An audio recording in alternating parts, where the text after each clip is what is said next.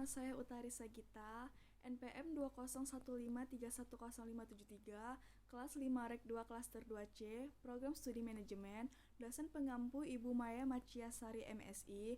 Berikut saya akan menjelaskan langkah-langkah cara mengisi SPT. Di sini saya akan menjelaskan langkah-langkah mengisi SPT.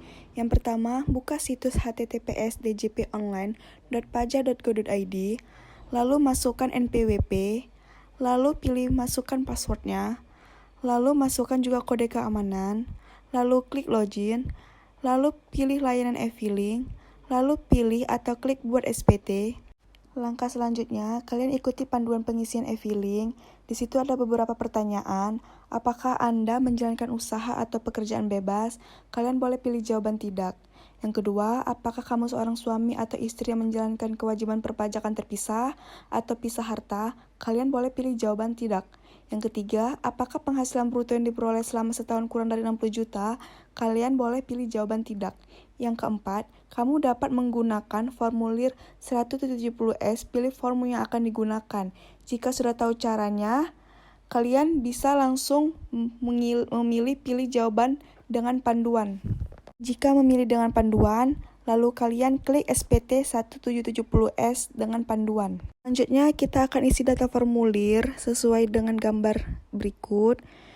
Dimulai dengan mengisi data formulir tahun pajak, contohnya kita isi tahun 2018. Selanjutnya, status SPT, contoh pilih status SPT normal. Bila baru pertama kali lapor pajak tahun 2018, jika sudah pernah dan ingin ada pembetulan, maka pilih pembetulan, lalu mengisi kolom pembetulan keberapa. Lalu, kalian boleh klik langkah berikut. Lalu, isi daftar pemotongan atau pemungutan PPh oleh pihak lain dan PPh yang ditanggung pemerintah. Bukti potong pajak yang sudah disiapkan, tinggal tambahkan saja ke daftar tersebut. Isi nama dan NPWP pemotong atau pemungut pajak, nomor dan tanggal bukti pemotongan atau pemungutan, jenis pajak, dan jumlah PPh yang dipotong atau dipungut. Lalu, bila mengisi penghasilan dari pekerjaan, pilih pasal 21 di kolom jenis pajak. Lalu, kemudian isi NPWP pemberi kerja atau perusahaan tempat bekerja atau bendahara. Kalau NPWP itu benar, maka nama perusahaan atau bendahara akan muncul secara otomatis di kolom nama pemotong atau pemungut pajak. Lalu, isi nomor bukti, tanggal bukti pemotongan atau pemungutan, dan jumlah PPh yang dipotong atau dipungut. Setelah selesai, lalu klik tombol simpan. Lalu, kalian klik langkah berikutnya. Selanjutnya, masukkan jumlah penghasilan neto dalam negeri sehubungan dengan pekerjaan, lalu kalian klik langkah berikutnya. Selanjutnya, kalian masukkan penghasilan dalam negeri bila ada, contohnya penghasilan dari sewa kontrakan, bunga deposito, dan penghasilan lainnya. Lalu, kalian boleh klik langkah berikutnya. Lalu selanjutnya, masukkan penghasilan luar negeri bila ada. Di situ ada pertanyaan, apakah Anda memiliki penghasilan luar negeri? Jika ada, kalian boleh jawab ya. Lalu, kalian boleh klik langkah berikutnya. Lalu selanjutnya, kalian masukkan penghasilan yang tidak termasuk objek pajak bila ada. Misalnya, warisan senilai 10 juta rupiah dan lainnya. Lalu, kalian boleh klik langkah berikutnya. Lalu, kalian masukkan penghasilan yang telah dipotong PPh final. Klik tombol tambah, lalu isi. Contohnya, hadiah undian senilai 20 juta telah dipotong PPh final 25% berarti 5 juta. Jika sudah kalian isi, kalian boleh klik tombol simpan. Lalu selanjutnya, kalian boleh klik langkah berikutnya. Selanjutnya, di situ ada pertanyaan, apakah Anda memiliki harta? Jika ya, masukkan harta satu persatu dengan klik tombol tambah. Contoh, misalnya kamu punya sepeda motor, isi kode harta, nama harta atau merek harta, tahun perolehan, harga, dan keterangan plat nomor atau nomor BPKB.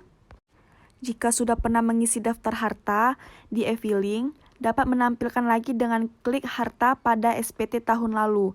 Lalu, kalian boleh klik langkah berikutnya. Lalu selanjutnya, kalian tambahkan utang yang dimiliki, misalnya sisa kredit motor. Lalu isi kode utang, nama pemberi pinjaman, alamat, tahun peminjaman, dan jumlah utang. Lalu kalian klik simpan. Selanjutnya, Kalau kalian sudah pernah melaporkan daftar tanggungan di e-filing, dapat menampilkan kembali dengan pilih tanggungan pada SPT tahun lalu. Lalu, kalian jika punya tanggungan baru, masukkan di daftar tanggungan dengan klik tambah, isi nama, nik, hubungan keluarga, dan pekerjaan. Lalu, kalian klik langkah berikutnya. Lalu, kalian isi zakat atau sumbangan keagamaan wajib yang dibayarkan ke lembaga pengelola yang disahkan pemerintah. Lalu, kalian boleh klik langkah berikutnya. Lalu berikutnya, masuk ke bagian status kewajiban perpajakan suami istri. Di situ, kalian boleh isi status perkawinan, status kewajiban perpajakan suami, misal wajib pajak adalah kepala keluarga dan istri tidak bekerja. Lalu, kalian pilih golongan penghasilan tidak kena pajak atau PTKP. Bila telah berkeluarga tanpa tanggungan, pilih kawin atau K dan kolom sebelahnya 0. Lalu, perhatikan kewajiban perpajakan secara terpisah dengan suami atau istri atau MT, hidup berpisah atau HB, atau melakukan perjanjian pemisah harta atau PH. Lalu, kalian boleh klik langkah berikutnya. Lalu, isi pengembalian atau pengurangan PPh pasal 24 dari penghasilan luar negeri bila ada.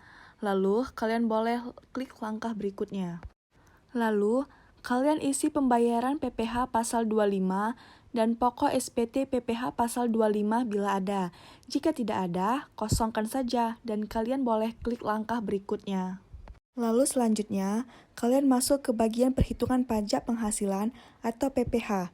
Di tahap ini, akan ditampilkan perhitungan PPh dan SPT berdasarkan data yang dimasukkan di langkah-langkah sebelumnya. Status SPT akan terlihat di bagian bawah apakah nihil, kurang bayar, atau lebih bayar. Periksa data kalian kembali, jika sudah sesuai, lalu klik langkah berikutnya.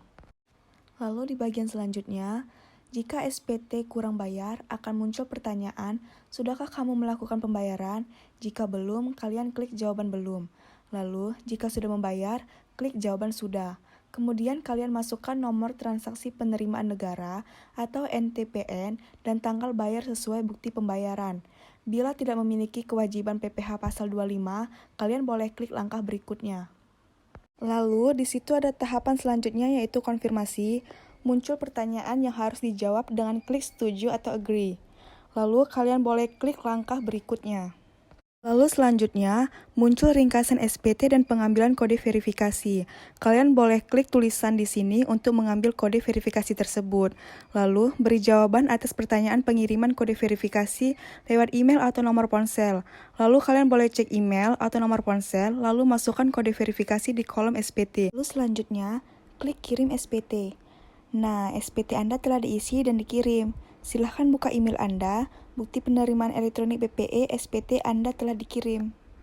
Sekian video langkah-langkah pengisian SPT dari saya. Semoga video ini bisa bermanfaat untuk teman-teman semuanya.